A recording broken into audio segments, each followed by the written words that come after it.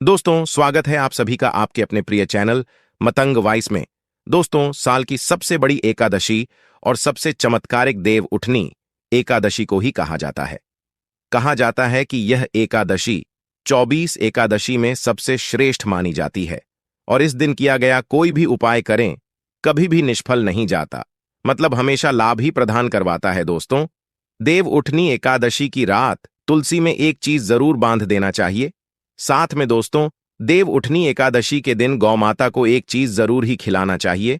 और साथ में हम आपको बताएंगे कि जो भी भक्त सच्ची हृदय से सच्चे मन से देव उठनी एकादशी के दिन यह एक चीज का लगा तो उसके घर जमकर धन दौलत आती है, सुख समृद्धि आती है, हर मनोकामना इच्छा पूरी होती है। दोस्तों, अगर आज की वीडियो आपने पूरा देख ली तो मन कर चलिए आपका दुर्भाग्य को आज हम समाप्त करवा देंगे, क्योंकि जो भी भाई बहन माता बहन इस वीडियो को सच्चे हृदय से माता रानी के लिए पूरी सच्ची निष्ठा से देखते हैं, वीडियो को लाइक करते हैं, चैनल को सब्सक्राइब करते हैं और कमेंट बॉक्स में भगवान विष्णु की जय लिखते हैं, माता लक्ष्मी की जल लिखते हैं, तो उनके जीवन में कभी कोई कष्ट दुख दर्द कोई भी राहु दोष पितृदोष हमेशा के लिए खत्म हो जाते हैं, यानी कि नष्ट हो जाते हैं और सभी देवी देवताओं की कृपा बरसती है। दोस्तों, आप सभी को हम बारी बारी से सभी जानकारी देते हुए चलेंगे, इसलिए आप वीडियो को पूरा ही देखें, आधा अधूरा ना देखें। कई लोग होते हैं जो वीडियो को काट काट कर देखते हैं, बीच बीच में से देखते हैं और फिर ऐसे व्यक्ति को जीवन में कभी सफलता हासिल भी नहीं हो सकती। जो व्यक्ति वीडियो को बीच बीच से देखा है, कट कट कर देखता है दोस्तों, इसलिए आप वीडियो को पूरा ही देखा करें।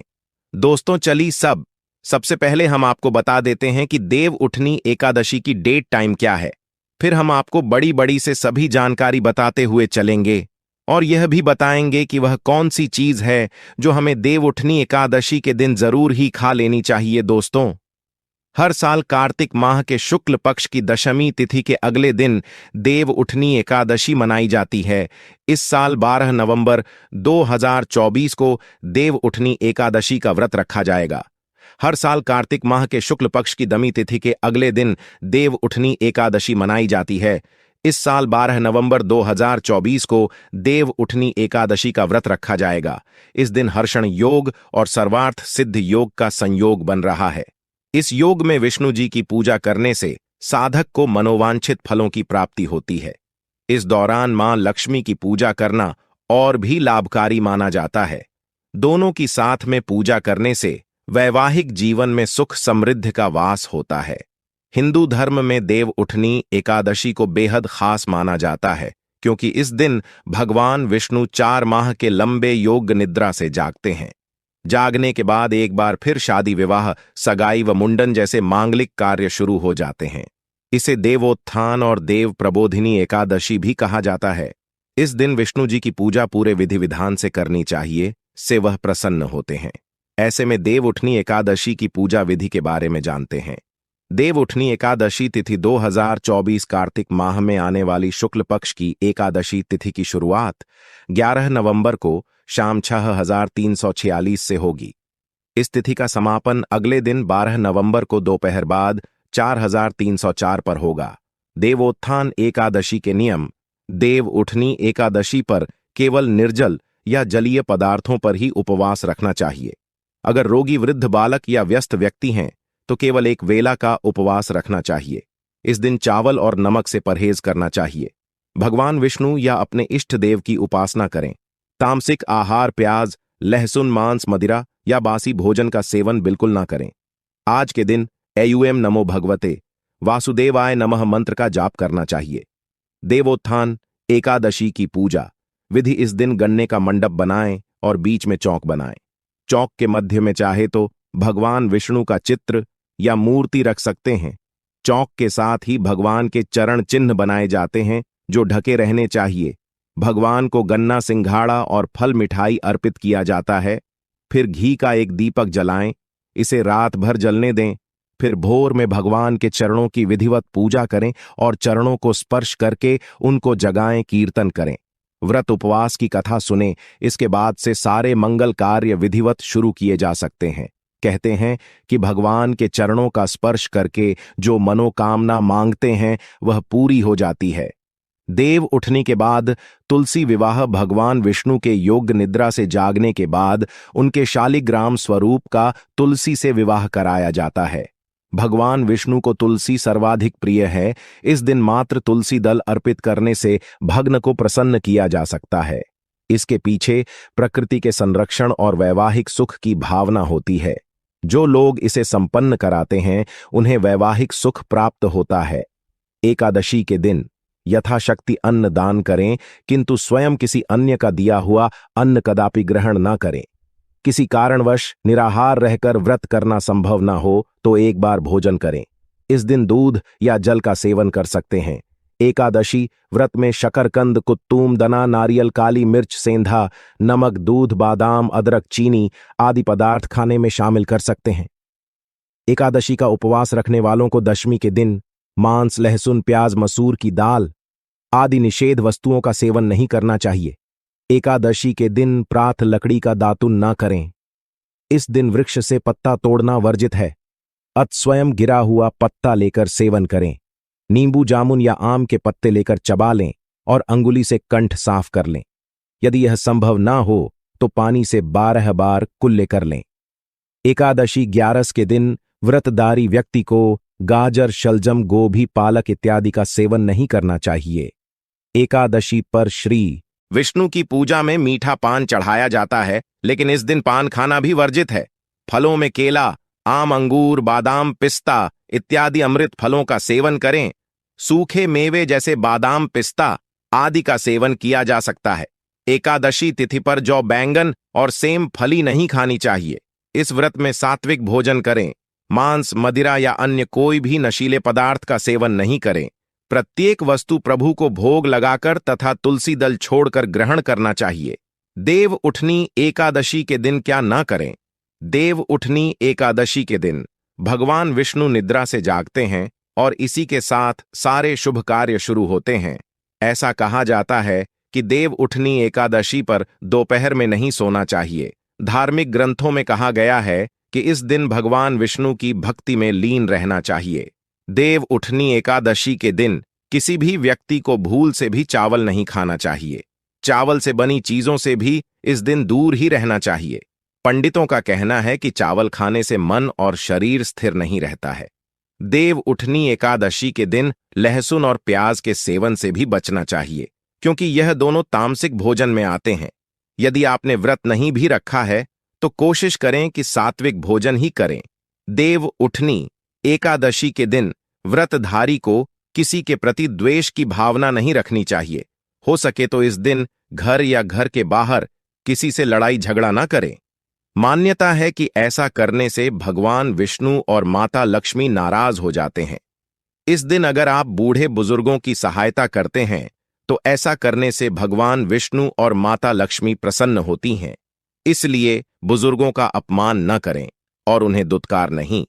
देव उठनी एकादशी के दिन भूल से भी माता तुलसी के पौधे को नहीं छूना चाहिए, क्योंकि इस दिन माता तुलसी और शालिग्राम का विवाह होता है।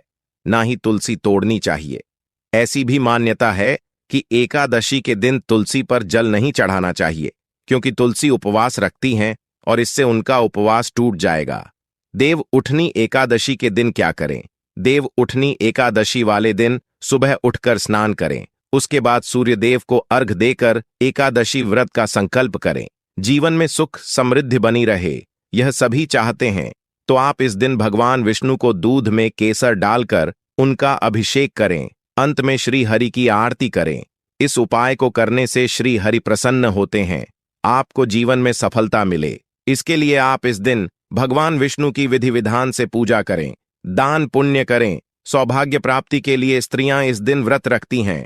हो सके तो व्रत वाले दिन आप विष्णु सहस्त्र का पाठ करें। देव उठनी एकादशी पर भगवान विष्णु को सफेद रंग का भोग लगाएं। इस दिन खीर या सफेद रंग की कोई भी मिठाई का भोग लगाने से श्री हरि विष्णु प्रसन्न होते हैं। देव उठनी एकादशी वाले दिन आप निर्जला व्रत रखें, लेकिन अगर आप गृहस्थ जीवन में हैं तो फलाहारी उपवास रख सकती है। इस दिन ब्राह्मणों को दान दक्षिणा देकर उनसे आशीर्वाद प्राप्त करें। देव उठनी एकादशी पर तुलसी पर चढ़ाएं। इस रंग के वस्त्र हिंदू धर्म में सभी देवी देवता को पूजा करने के साथ भोग और वस्त्र आदि चढ़ाने की परंपरा है। ठीक उसी तरह तुलसी को भी मां लक्ष्मी का स्वरूप माना जाता है, इसलिए उन्हें भी वस्त्र अर्पित किए जाते हैं। चढ़ाएं लाल रंग के वस्त्र। तुलसी के पौधे में लाल रंग की चुनरी चढ़ाना लाभकारी माना जाता है। ज्योतिष शास्त्र के लिहाज से लाल रंग मंगल का प्रतिनिधित्व करता है। शास्त्रों के अनुसार देव उठनी एकादशी के दिन तुलसी माता को लाल रंग के वस्त्र चढ़ाना चाहिए। ऐसे में अगर किसी के कर्मों के कारण मुंह से अपशब्द भी निकल रहे होते हैं तो उन्हें भी यह लाल वस्त्र रोक लेते हैं। इसके साथ ही धन संपदा, सुख समृद्धि की प्राप्ति होती है। चढ़ाएं लाल रंग के वस्त्र। तुलसी के पौधे में लाल रंग की चुनरी चढ़ाना लाभकारी माना जाता है। ज्योतिष शास्त्र के लिहाज से लाल रंग मंगल का प्रतिनिधित्व करता है। शास्त्रों के अनुसार देव उठनी एकादशी के दिन तुलसी माता को लाल रंग के वस्त्र चढ़ाना चाहिए। ऐसे में अगर किसी के कर्मों के कारण मुंह से अपशब्द भी निकल रहे होते हैं तो उन्हें भी यह लाल वस्त्र रोक लेते हैं। इसके साथ ही धन संपद, सुख समृद्धि की प्राप्ति होती है। पीले रंग के वस्त्र पहने एकादशी के दिन भगवान विष्णु का आशीर्वाद पाने के लिए नहाने के पानी में एक चुटकी हल्दी डालकर स्नान करें और उसके बाद पीले रंग के वस्त्र पहने। ऐसा करने से भगवान विष्णु की कृपा बनी रहती है। करियर में होगा सुधार। अगर आपके भी करियर में बाधा आ रही है तो देव उठनी एकादशी के दिन भगवान विष्णु को केसर वाले दूध से अभिषेक करें। ऐसा करने से सारी परेशानियां दूर हो जाती हैं। विवाह के योग्य। अगर किसी व्यक्ति को विवाह से जुड़ी परेशानियों का सामना करना पड़ रहा है तो वह देव उठनी एकादशी के दिन विष्णु की पूजा के दौरान केसर हल्दी या पीले चंदन का तिलक करें। उसके बाद भगवान विष्णु को पीले रंग के फूल अर्पित करें। ऐसा करने से विवाह के योग शीघ्र बनते हैं। मिलेगी कर्ज से मुक्ति। कर्ज से मुक्ति पाने के लिए देव उठनी एकादशी के दिन पीपल के पेड़ पर जल चढ़ाना चाहिए। इसके बाद शाम को पेड़ के नीचे दीपक जलाएं। मान्यता है कि इन उपायों को करने से व्यक्ति को जल्द ही कर्ज से मुक्ति मिल सकती है। धन की कमी नहीं होगी। कार्तिक माह में तुलसी की पूजा करने का खास महत्व है। देव उठनी एकादशी के दिन तुलसी के पौधे में गन्ने का रस मिलाकर चढ़ाएं। इसके बाद देसी घी का दीपक जलाकर तुलसी माता की आरती करें। मान्यता है कि ऐसा करने से व्यक्ति को कभी धन की कमी नहीं होता और जीवन से सभी कष्ट भी दूर होते हैं। दोस्तों, अभी तक आपने जय मान लक्ष्मी जय भगवान विष्णु ना लिखा हो तो जरूर ही लिख दीजिए। चलिए, भगवान विष्णु के लिए आप ऐसी गलती भूल कर भी ना करें। यह गलती आपके भगवान विष्णु को क्रोधित कर सकती है, इसलिए ऐसी गलती भी नहीं करना चाहिए। दोस्तों, कमेंट बॉक्स में आप अपनी राशि जरूर डाल दी, क्योंकि हम राशि से जुड़ा भाग्य भी बताते हैं। इसलिए कमेंट बॉक्स में आप अपनी राशि जरूर ही डाल दीजिए। चलिए आगे जान लेते हैं कौन सी गलतियां भगवान विष्णु को क्रोधित कर सकती हैं। इसलिए आप ऐसी गलती भूल कर भी ना करें, भूल से भी ना करें। यह गलती एक दोपहर में नहीं सोए। 4 माह के लंबे समय के बाद भगवान विष्णु योग निद्रा से बाहर आते हैं। ऐसे में हमें दोपहर में नहीं सोना चाहिए और प्रभु का कीर्तन भजन करना चाहिए।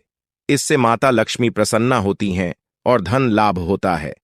और सोना अशुभ और भगवान का अनादर माना जाता है। चावल का सेवन नहीं करें। पौराणिक मान्यताओं और कहानियों में एकादशी के दिन चावल खाने की मनाही है। ऐसी मान्यता है कि इस दिन चावल खाने वाला व्यक्ति रेंगने वाला जीव बनता है। इसलिए चावल, मांस, मदिरा इत्यादि का सेवन एकादशी के दिन नहीं करें। साथ ही लहसुन, प्याज से भी परहेज करना चाहिए। किसी को भला बुरा नहीं बोले। देव उठनी एकादशी को व्रत के दौरान किसी भी व्यक्ति को भला बुरा नहीं बोले और ना ही किसी के लिए मन में बैर पाले। इस दिन अपने मन में सिर्फ और सिर्फ भगवान के प्रति आस्था और भक्ति का भाव रखना चाहिए। तब जाकर आपकी पूजा सार्थक होगी। भूलकर तुलसी का पत्ता नहीं तोड़े। तुलसी भगवान विष्णु को अत्यंत प्रिय है। ऐसे में भूलकर भी इस दिन तुलसी की पत्ती नहीं तोड़े। इससे भगवान विष्णु रुष्ट हो जाएंगे। दे उठनी एकादशी पर करें। इन चीजों का दान दे उठनी एकादशी पर पीले वस्त्र, मुरली, धान, गेहूं, मक्का, बाजरा, उड़द वस्त्र, सिंघाड़ा, शकरकंदी, गन्ना, मौसमी फल, केसर, केला, हल्दी, मोर पंख और शंख आदि का दान करना शुभ माना जाता है। दान करते समय इस बात का ध्यान रखें कि इसका जिक्र किसी तीसरे व्यक्ति से गलती से ना करें, क्योंकि दान को जितना हो सके उतना छिपाकर करना चाहिए दोस्तों। यह भी जानना आपके लिए बेहद बेहद ही जरूरी और खास है कि देवोत्थान एकादशी का महत्व हमारे वेदों और पुराणों में ऐसी मान्यता है कि दिवाली के बाद होने वाली इस एकादशी के दिन ईश्वर का उत्थान होता है। इसलिए विवाह, उपनयन या गृह प्रवेश आदि जैसे सभी शुभ कार्य देवोत्थान 11 के बाद से शुरू होते हैं। इसी कारण इस 11 के दिन तुलसी विवाह भी किया जाता है।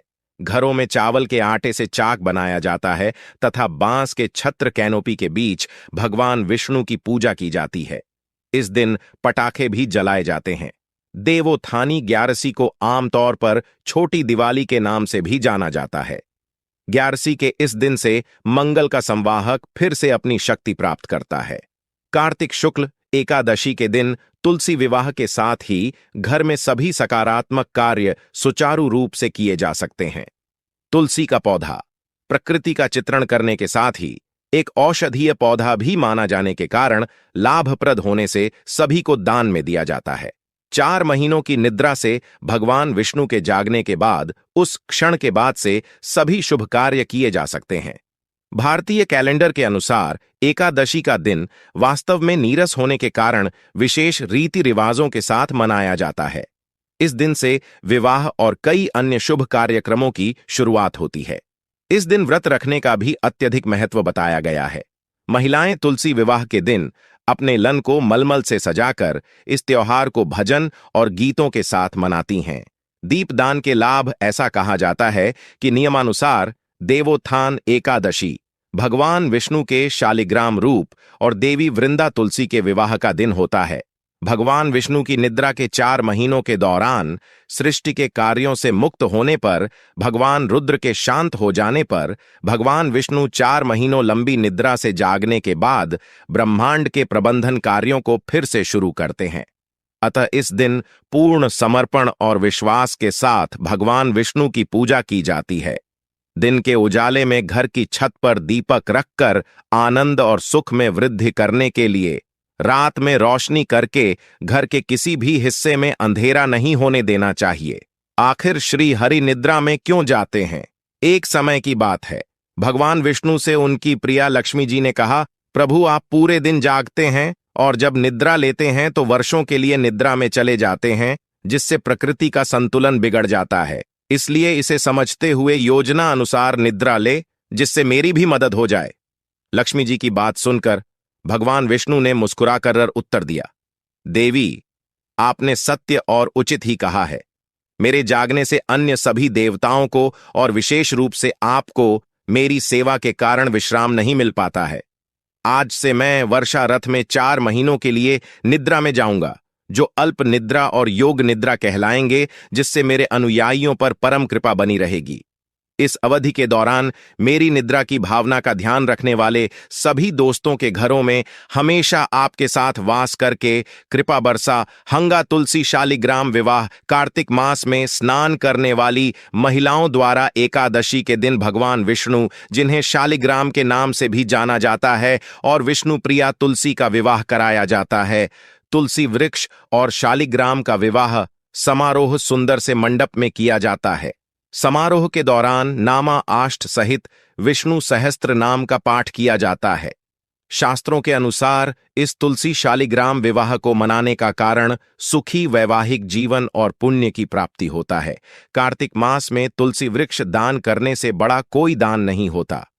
पृथ्वी लोक में जो इस प्रकार हैं, वृंदावनी वृंदा, विश्व पूजिता, विश्व पावनी पुष्प, सारा नंदिनी कृष्ण जीवनी और तुलसी श्री हरि के पवित्र प्रसाद में तुलसी पत्र का होना अनिवार्य होता है, और भगवान की माला और चरणों में तुलसी पत्र अर्पित किए जाते हैं। देवोत्थानी एकादशी पौराणिक व्रत कथा। एक बार एक राजा था और उसके राज्य में सभी एकादशी का व्रत रखते थे। एकादशी के दिन पशुओं सहित कोई भी भोजन नहीं दिया जाता था। एक दिन दूसरे राज्य से एक आदमी ने राजा के पास आकर नौकरी पर रखने का अनुरोध किया। राजा ने उसे नौकरी पर रखने की सहमति देने से पहले शर्त रखी कि उसे एकादशी के दिन को छोड़कर प्रत्येक दिन भोजन दिया जाएगा। उस समय उस आदमी ने राजा की शर्त मान ली, लेकिन एकादशी के दिन जब उसे फल दिए गए तो उसने फल लेने से मना कर दिया और राजा के पास जाकर विनती की कि यह फल उसके लिए पर्याप्त नहीं है और वह भूख से मर जाएगा, और उसने राजा से खाना देने की विनती की। इसके बाद राजा के शर्त याद दिलाने के बाद भी वह खाना छोड़ने के लिए तैयार नहीं हुआ, इसलिए राजा ने उसे आटा, दाल, चावल आदि दे दिए। राजा से भोजन प्राप्त करने के बाद उस आदमी ने सामान्य रूप से नदी में स्नान करके भोजन तैयार करना शुरू किया। खाना बन जाने के बाद वह भगवान को आकर खाने के लिए बुलाने लगा। उसके पुकारने पर भगवान पीतांबर धारण करके चतुर्भुज रूप में आए और उसके साथ प्रेम से भोजन करने लगे। भोजन करने के बाद ईश्वर वहीं रुक गए और वह आदमी अपने काम पर चला गया। 15 दिन के बाद दोबारा एकादशी आने पर उस आदमी ने राजा से दुगनी मात्रा में भोजन देने की विनती की। कारण पूछने पर उसने राजा को उत्तर दिया कि वह उस दिन भूखा रहा, क्योंकि ईश्वर ने भी उसके साथ भोजन किया था जो 2 लोगों के लिए पर्याप्त नहीं था। यह सुनकर राजा आश्चर्यचकित रह गया तथा विश्वास करने को तैयार नहीं था कि भगवान उस आदमी के साथ भोजन करते हैं। राजा बोला कि वह एकादशी का व्रत रखते हैं, भगवान की पूजा करते हैं, लेकिन भगवान कभी भी उनके सामने प्रकट नहीं हुए। यह सुनने के बाद उस आदमी ने कहा कि अगर उन्हें विश्वास नहीं है तो वह उसके साथ चले और वृक्ष के पीछे छिपकर वहां जो कुछ हो रहा है उसे देख ले। उस आदमी के सच और झूठ को जानने की इच्छा से राजा नदी के पास जाकर पेड़ के पीछे छिप गए। हमेशा की तरह आदमी ने खाना पकाया और शाम तक भगवान को पुकारता रहा, लेकिन भगवान नहीं आए। आखिरकार उस आदमी ने भगवान से प्रार्थना की कि यदि वह नहीं आए तो वह नदी में कूदकर अपनी जान दे देगा, लेकिन भगवान फिर भी नहीं आए। तब वह स्वयं मरने के लिए नदी की तरफ चलने लगा। जीवन खत्म करने की उसकी दृढ़ इच्छा शक्ति जानकर ईश्वर ने जल्दी से प्रकट होकर उसे ऐसा करने से रोका और फिर दोनों ने एक साथ भोजन का आनंद लिया। भोजन करने के बाद भगवान उसे अपने विमान से अपने धाम ले गए। यह देखकर राजा को एहसास हुआ कि जब तक मन शुद्ध ना हो तब तक उपवास करने का कोई लाभ नहीं है। इससे राजा को सीख मिली और उसने भी शुद्ध मन से व्रत करना प्रारंभ किया और अंत में स्वर्ग को प्राप्त किया। देवउठनी एकादशी कथा। एक राजा के राज्य में सभी लोग आनंदपूर्वक रहते थे। हालांकि उसके राज्य में कोई भी अन्न या खाद्य पदार्थ न बेचकर सिर्फ फल बेचा करते थे। एक बार भगवान ने उनकी परीक्षा लेने का निर्णय किया और भगवान स्वयं एक सुंदर कन्या का रूप बदलकर मार्ग में बैठ गए। उसी समय राजा ने वहां से जाते हुए उसे देखकर पूर्ण आश्चर्य के साथ उससे पूछा, तुम कौन हो? तुम यहां क्यों बैठी हो? तब उस सुंदर महिला ने कहा कि मैं बेसहारा हूं और इस शहर में मेरी कोई पहचान न होने के कारण मैं किसी से मदद नहीं मांग सकती हूं। राजा उसके रूप पर आकर्षित होकर बोला, तुम मेरे महल में मेरी रानी बनकर क्यों नहीं रहती? तब उस सुंदर महिला ने कहा, मैं तभी आपकी बात मानूंगी जब आप अपनी सभी जिम्मेदारियां मुझे सौंप देंगे। साथ ही मेरे पास आपके राज्य के सभी अधिकार होंगे। मैं जैसा खाना बनाऊंगी आपको खाना होगा। राजा अत्यधिक आसक्त होने के कारण उसकी सभी बातों पर सहमत हो गए। अगले दिन एकादशी थी और रानी ने बाजार में खाना बेचने का आदेश दिया तथा मछली और मटन पकाकर राजा से खाने को कहा। तब राजा यह देखकर बोला कि आज एकादशी को वह केवल फल खाएंगे। उसी क्षण रानी ने उसे वादे की याद दिलाकर कहा, या तो आप खाना खाइए, अन्यथा मैं आपके बड़े बेटे का सिर काट दूंगी। इस विषय पर राजा ने इस समस्या को अन्य रानी के साथ साझा करने का निर्णय करके स्थिति को स्पष्ट किया। तब महारानी बोली, प्रिय राजन, आपको उदास नहीं होना चाहिए और आपको अपने सदाचार और नैतिकता को नहीं छोड़ना चाहिए। इसलिए उन्होंने अपने बेटे का बलिदान देने की सलाह दी। उस समय बेटे ने मुड़कर अपनी मां की आंखों में अश्रु का कारण पूछा। इस सब का कारण जानने के बाद उसने अपना सिर बलिदान करने के लिए सहमत होकर कहा कि आपको नैतिकता और सदाचार का सम्मान और रक्षा करनी चाहिए। तब राजा के इस पर सहमत होने पर भगवान विष्णु ने प्रकट होकर कहा, मैं तुम्हारे मूल्यों से प्रभावित हूं, तुम मुझसे कोई भी आशीर्वाद मांग सकते हो। तब राजा बोले कि आपकी दया से हमारे पास सब कुछ है, हम सब आपके मार्गदर्शन की अभिलाषा रखते हैं। यह कहकर राजा ने अपने पुत्र को सौंप दिया और तब उसका पुत्र दिव्य लोक की ओर चला गया। दोस्तों, अभी तक आपने वीडियो कॉल लाइव जय माम लक्ष्मी ना लिखा हो तो जरूर लिख दीजिए और मतंग वॉइस चैनल को जरूर सब्सक्राइब करें और गौ माता को इस दिन गुड़ जरूर खिलाना चाहिए। अच्छा में रोटी रखकर खिलाना चाहिए। कहा जाता है कि यह करने से हमारे सभी पाप, दुख, दर्द सभी नस नष्ट हो जाते हैं और हमें सुखों की प्राप्ति होती है, धन दौलत की प्राप्ति होती है। इसलिए दोस्तों, इस उपाय को आपको जरूर करना चाहिए। दोस्तों, यह उपाय सबसे खास और सबसे चमत्कारी उपाय माना जाता है, इसलिए आप इस उपाय को जरूर करें और इस वीडियो को ज्यादा से ज्यादा शेयर करें।